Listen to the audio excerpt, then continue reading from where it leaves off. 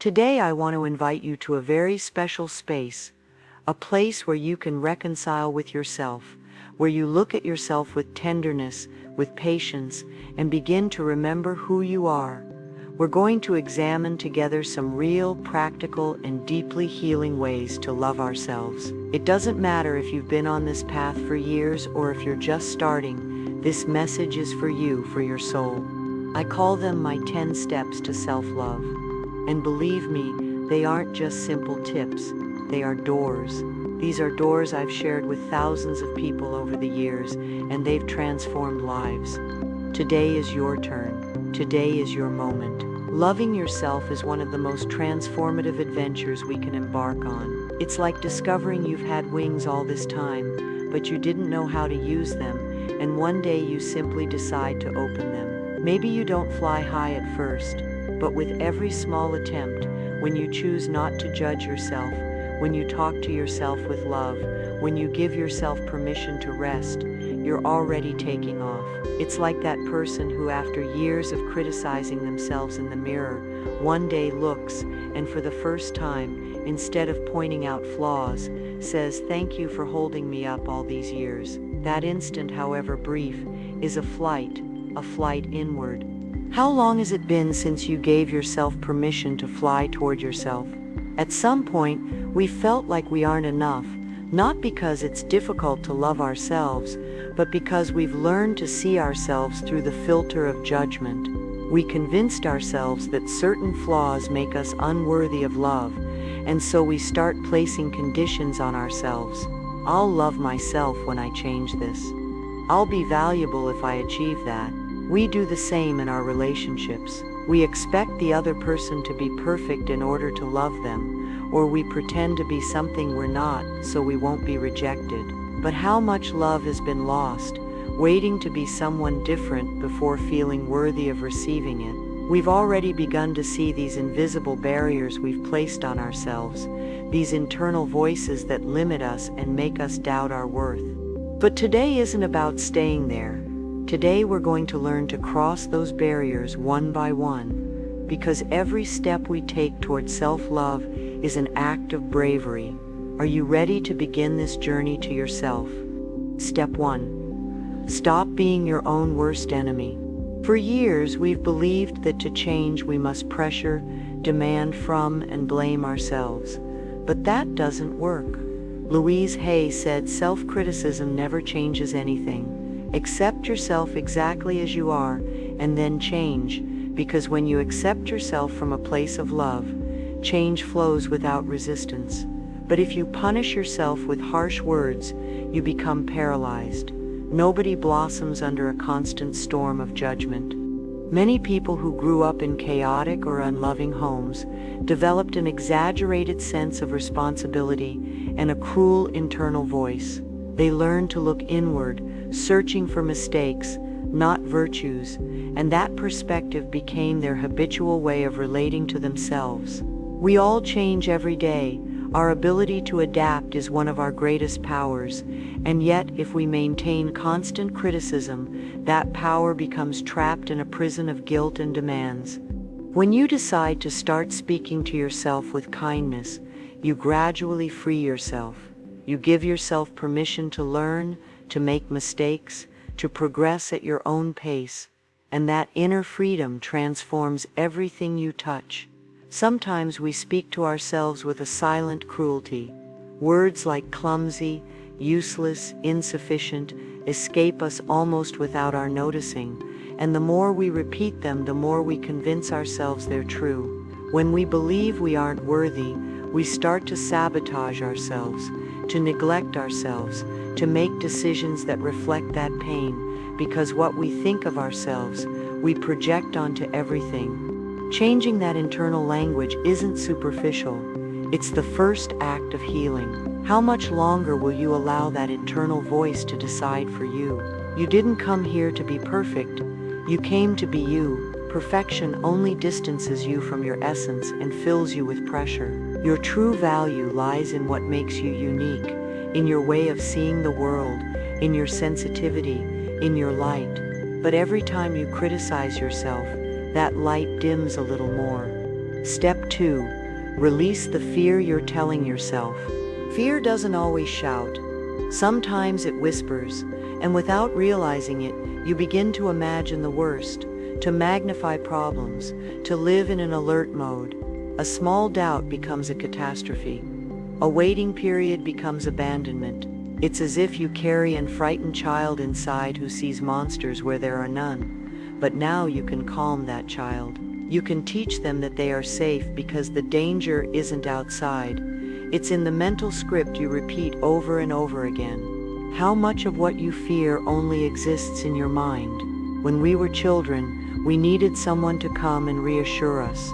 But now as adults, it's us who must learn to calm ourselves from within. We no longer need to wait for someone to rescue us. Many people, when facing an illness, immediately imagine the worst. They give up before they start, even visualizing their end instead of imagining their recovery. Other times, it just takes a call that doesn't come, or a message without a response for us to think we aren't worthy, that we did something wrong. And we sink into a sea of assumptions that only exist in our minds. Fear robs us of the present and locks us in scenarios that haven't even happened. That's why it's so important to learn to choose which thoughts we inhabit. Fear often doesn't come from the present, but from old, unresolved wounds. When someone leaves, it's not just their absence that hurts, it's the old abandonment that the situation triggers. When someone corrects us at work, it's not just the comment that hurts, it's the judgment we learn to make of ourselves since childhood. Every thought of fear is an affirmation, a silent declaration that reinforces your insecurity. Louise Hay said it clearly. It's not the problem that affects us, but how we think about it. Therefore, instead of feeding that dark thought, consciously choose something that lifts you up, an image, a memory, an emotion that brings you back to the present and reminds you that you're safe. It could be the sound of the sea, the scent of a forest, the smile of someone who loves you. No matter what it is, the important thing is that it functions as a key, one that brings you back to yourself. And yes, this requires practice, but like everything worthwhile, it starts with a small act of awareness. Step 3. Treat yourself as you would treat someone you love. We live in an era of immediacy where everything must be fast. Healing, success, transformation. But the soul is not in a hurry, and the more you demand immediate results, the more you disconnect from your process. Impatience is, at its core, a form of resistance. We want to harvest fruits without having sown with presence or care. We get frustrated because we don't see changes when we haven't even allowed space for the roots to grow.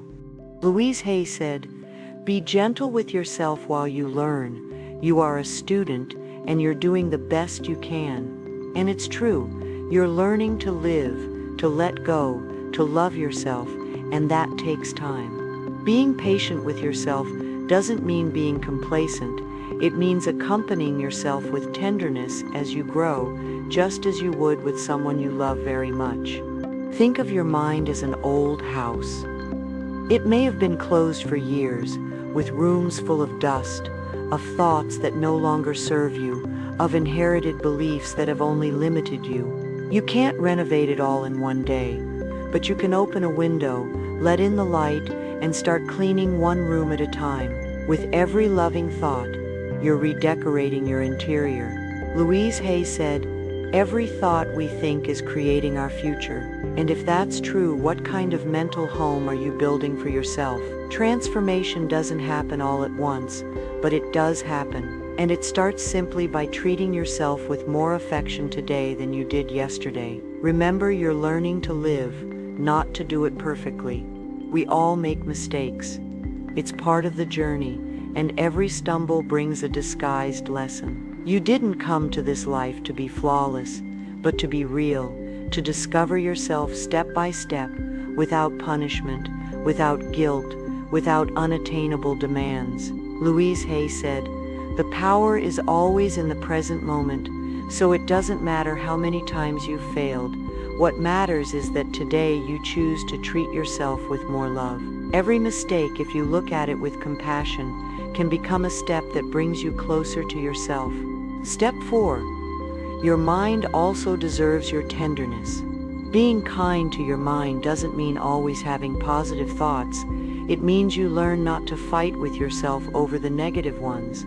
You stop blaming yourself, demanding perfection, punishing yourself for feeling. Louise Hay said, "Don't blame yourself for having negative thoughts. Lovingly change them for others that nourish you." Imagine someone who has just gone through a breakup. Instead of accompanying themselves with compassion, they start telling themselves that they weren't good enough, that they weren't loved because they don't deserve it, that something is broken in them, and without realizing it, they turn pain into a condemnation. But if in that moment they chose to treat themselves with tenderness, if they could say, "This hurts, but my worth doesn't depend on who stayed or left, I'm still choosing myself," then they would be starting to heal from within. Your mind doesn't need more harshness. It needs understanding.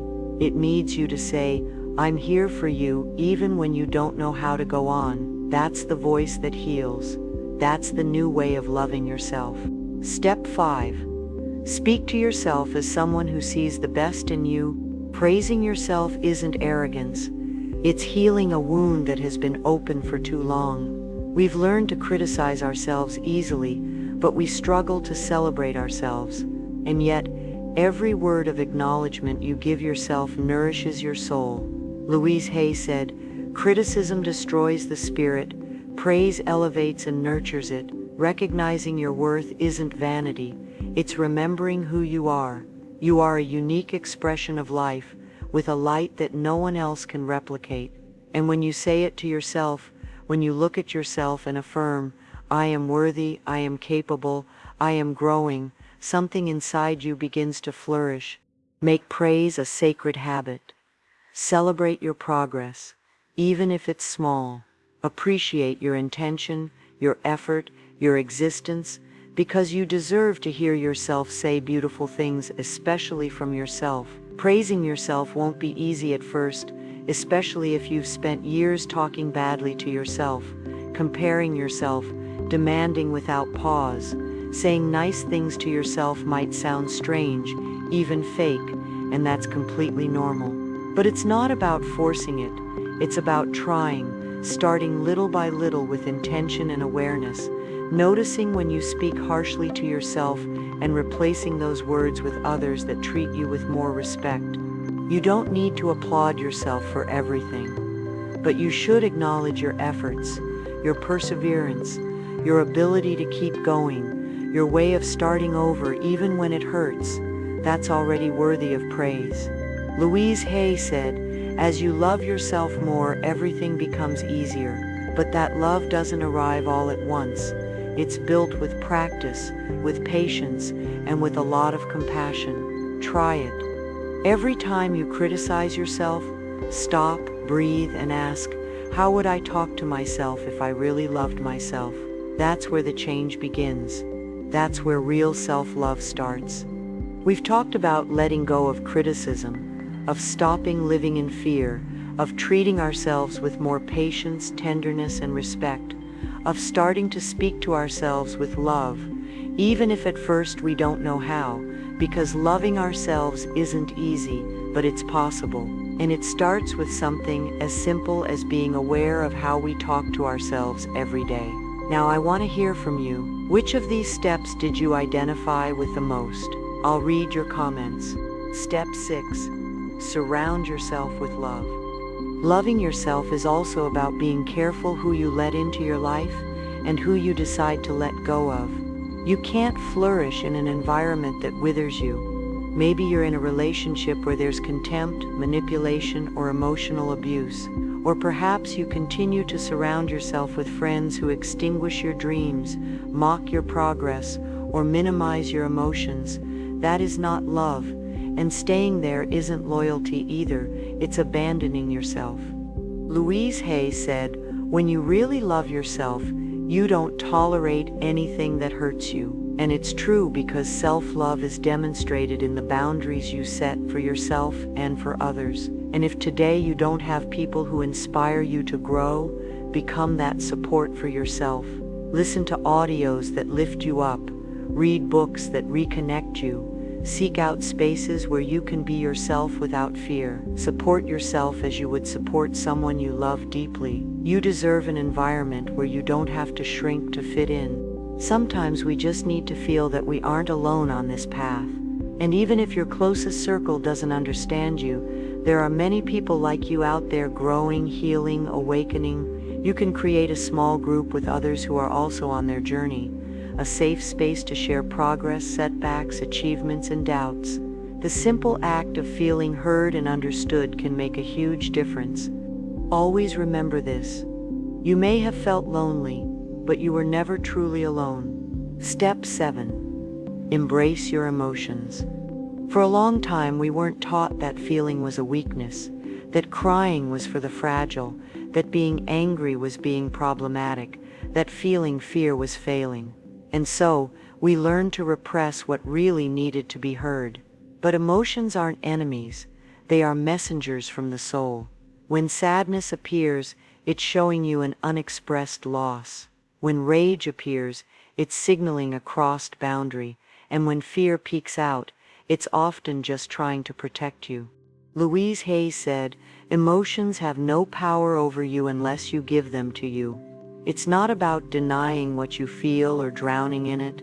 It's about making space to feel without judgment, about holding yourself in the midst of pain, without demanding that you be okay all the time. An emotion isn't something you have to control, it's something you have to understand, because when you give yourself permission to truly feel, that's where true liberation begins, and that is also self-love.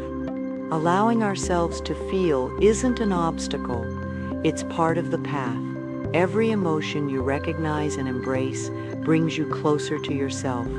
Because when you deny what you feel, you're not just avoiding pain, you're rejecting an essential part of your being. You didn't come to this life to pretend everything is fine. You came to experience, to learn, to transform through what you feel. And on this journey, the true act of love isn't to cover up what hurts, it's to give yourself permission to feel it and to stick with yourself, no matter what happens. That's the real hug, recognizing yourself as complete, even in the moments when it's hardest to be with yourself. Step 8. Your body also wants to feel loved. Your body talks to you all the time, with every tension, with every ache, with every silent exhaustion. It tells you when it needs rest, when it needs movement, when it needs affection, food, water, or simply a break. But often we ignore it, push it to its limit, criticize it in front of the mirror, use it as if it were a machine without asking it how it feels. Louise Hay said, "The body is a mirror of our deepest beliefs and thoughts, and when we start listening to it with love, caring for it without punishment or demands, it becomes our greatest ally." Discover what nourishes you, what energizes you, what gives you peace, not as an obligation but as an act of love toward yourself. Your body doesn't need perfection, it just needs you to be present. It's no coincidence that the body responds to what we feel. Every emotion we repress, every negative thought we repeat, leaves a trace, sometimes in the form of fatigue, insomnia, or pain. But just as the body resents tension, it also flourishes with care. Every loving word you say to yourself, every gesture of compassion toward yourself, also heals. Your body listens. And when you treat it with respect, when you stop seeing it as an enemy and start inhabiting it with love, everything changes from within. The body holds memories of everything you silenced, what you didn't express, what you endured in silence, but it also has the power to release, to renew, to heal when it feels loved. Love yourself in every cell. Caress your skin with tenderness. Feed yourself as you would feed someone you love deeply. What if today you chose to treat your body as your sacred home? Step 9. Reconcile with your reflection in the mirror. The mirror doesn't just show your face, it shows the relationship you have with yourself.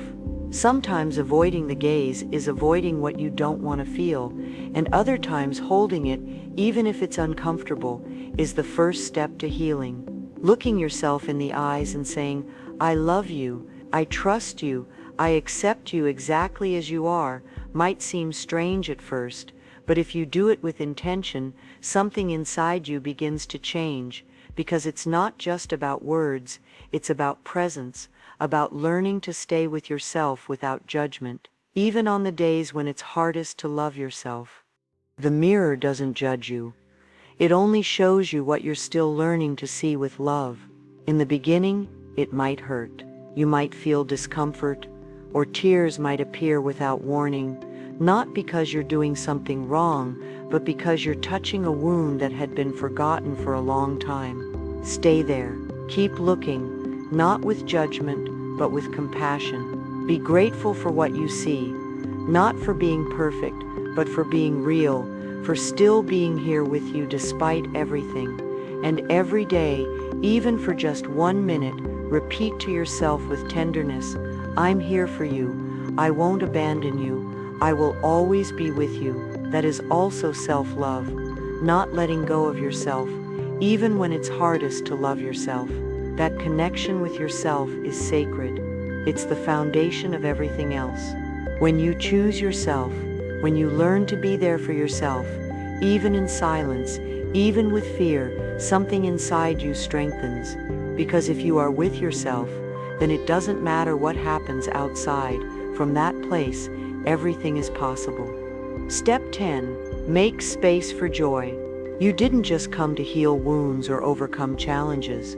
You also came to enjoy, to laugh out loud, to be moved by simple things, to celebrate who you are. Joy isn't superficial. It's medicine. It's an energy that renews, that lightens the soul, and that reminds you that being alive is a gift. Allow yourself moments of joy without guilt. Dance, play, create, share, breathe deeply. You don't need everything to be resolved to feel joy. You just need to open yourself to it, because when you give yourself permission to enjoy, you are also healing and honoring the miracle of being here. Don't wait for everything to be in place to start living with joy. The perfect life doesn't exist, but the present moment does, and within it the possibility of finding beauty in the simple. Celebrate your progress, even if it seems small. Dance, even if you don't know how. Sing, even if you're out of tune. Laugh, even if there's no reason. Make space for what ignites you from within. That spark is also part of your healing. When you choose to open yourself to joy, you're sending a clear message to the universe. I'm ready to receive all the good that life has to give me. When we truly love ourselves, everything in life works. We stop punishing ourselves. We stop sabotaging our relationships.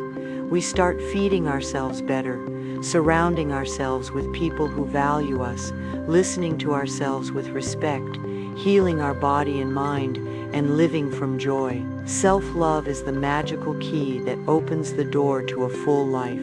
Sometimes we invest so much energy trying to change others. We want them to understand us, to value us, to act differently, but that struggle wears us out and distances us from the most important thing, our own center. If you took just a part of that energy and poured it into yourself, into healing, into raising your vibration, into aligning yourself with love, you would be surprised at how everything around you begins to transform. Not because you've changed anyone, but because by changing yourself, the energy you emit changes, and from that new internal state, everything begins to order itself more naturally. Every human being has a unique process, a story that needs to be lived, understood, and transformed from within. You're not here to carry anyone else's journey or to save others at your own expense. You're here to evolve through your own consciousness. You can't heal for someone else, but you can inspire through your example, your coherence, your growth. Loving yourself isn't a selfish act. It's an internal declaration that says, I also matter. I also deserve peace. And that love, when it's authentic, knows when to stay and also when to set a clear boundary. Sometimes the most profound form of self-love is to distance yourself from what hurts, from what dims your light, from what makes you doubt your worth. Because when you choose yourself, you begin to teach the world how you deserve to be treated. Many times we tolerate the intolerable. We stay where we aren't seen, where we aren't respected, where love hurts more than it heals. And deep down we do it because we believe that's all we deserve, that if we leave, no one else will want us. But that's not true. It's an old program, a belief that perhaps originated in childhood, in some abandonment, in an unspoken word, and that became so ingrained it feels real. We've repeated it so much that we confuse it with reality. That's why I say it without reservation. The most direct, transformative, and liberating way to change your life is to start loving yourself exactly as you are, without waiting to be perfect, without asking for permission, just loving yourself, because you do, because you deserve it. What you vibrate from within is reflected in everything around you. When you start treating yourself with love, when you talk to yourself with respect, when you stop chasing and begin to attract from your fullness, life responds. People who also know how to love unconditionally arrive, because they recognize something familiar in you: authenticity, calm, presence. And that is the true mission: to learn to love consciously, freely, and deeply. But that love doesn't begin outside.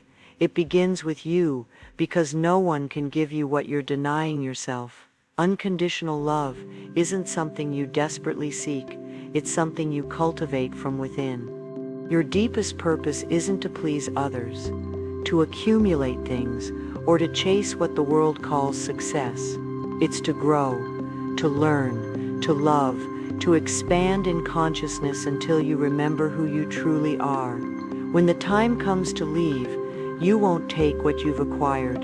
You'll take what you've transformed inside.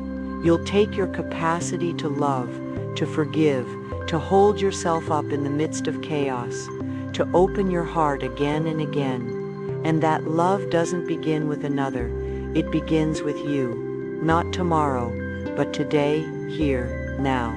Thank you for making it this far. Thank you for giving yourself this space for yourself, for opening your heart, for allowing yourself to feel, for being willing to begin or continue this path of self-love. If anything you've heard resonated, I would love to read your comments. Every message will be read.